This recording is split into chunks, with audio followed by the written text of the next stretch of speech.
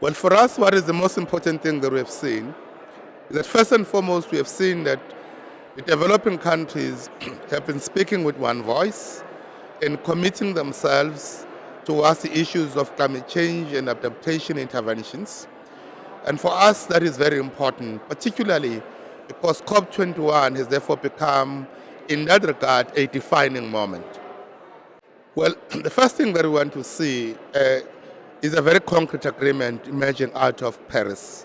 And that concrete agreement, in our view, should be an agreement with regard to the reduction of carbon emissions to below 2 degrees Celsius across the world. That is the first major point for all of us.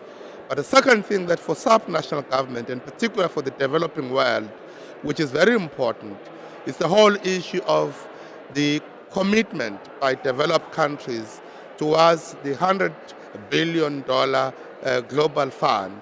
For us, it is going to be important because for interventions with regard to mitigation and adaptation, it's going to be very important for developing countries, in particular where people are severely affected by drought, to be able to have interventions where communities are still not having access to energy and electricity, so that people are moving away from burning coal and burning wood into energy, and those things are going to be fundamentally important for the future of the globe and sustainable growth.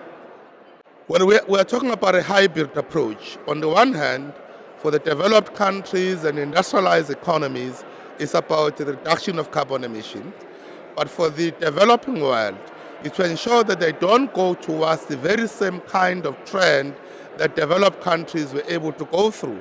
And the only way you can avoid that is about intervening in the areas of poverty, but also giving people in terms of sustainable development. So the two are fundamentally important, because if we don't be able to have this well-balanced approach, we will not be able to win this war. Well, one of the most important things for us is an agreement around the carbon price tax. For us, particularly for sub-national governments, this is fundamentally important because we are the eyes and the ears, we are the implementers. That is where things happen at local level.